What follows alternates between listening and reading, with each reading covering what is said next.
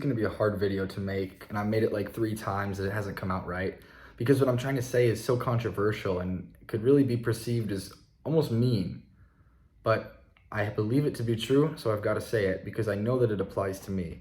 Now, if you have a serious mental illness, a diagnosable mental illness, that's different. But I think for most people, most of the time, they're making their lives complicated for a very simple reason.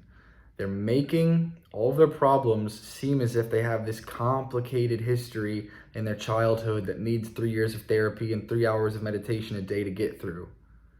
Because if your problems are complicated, if your problems are insolvable, then you're freed from shame and the responsibility of solving them now. And as long as you don't have to solve them now, you never have to solve them, do you? If you're always thinking, well, I'll deal with this later when I'm ready, then you'll never, ever have to face that demon. And you don't think you're ready to face the demon because you're giving the demon the quality of like a hydra with a million heads that you cut one off and there's another one there. Like it's a giant Gordian knot that you can't untie, that no amount of therapy will ever get you through to, and that everything is so complicated and difficult and that you're broken and you're special in the way that you're so broken. I used to think like this. I really did. There was a period in college where like I felt like I was the most complicated being on earth. Like all my relationships were complicated. Every little interaction I had with people had a million little things to unpack.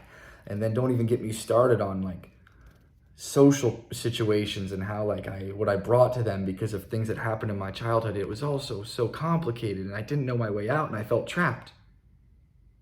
Because if your problems are complicated, you don't have to look in the mirror and say, I'm a coward.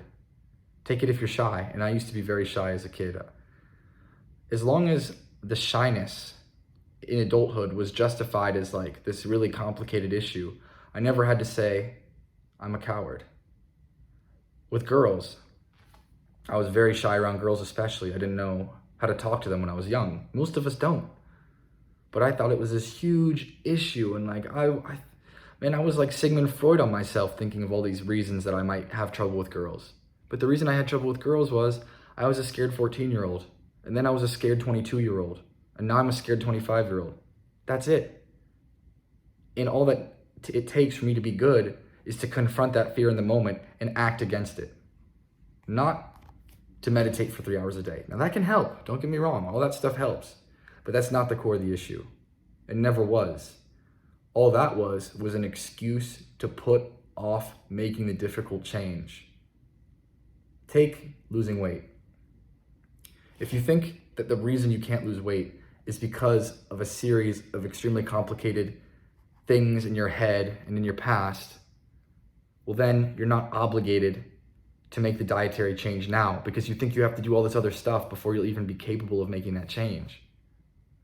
See, all of this is a way of pushing the hard work into the future, of making it your future self's problem. But as long as you do that, nothing will ever happen because there is no future self. That's just a concept in your mind. Everything, every change that ever happens, every action that you will ever take, every difficult thing you will ever do that will result in something amazing will happen to you as you are now, right in this moment. There's no escaping that, and there's no escaping the responsibility that to make a change, you will have to make painful actions in this present moment. And that a lot of this other stuff is just an avoidance mechanism of that. And this can obviously be taken the wrong way because like doing that other hard work, that is important, that is helpful. But I think for the average person who just has something they've said they wanted to do and they haven't managed to do it, it's because they're making it complicated. And you can test this with other people.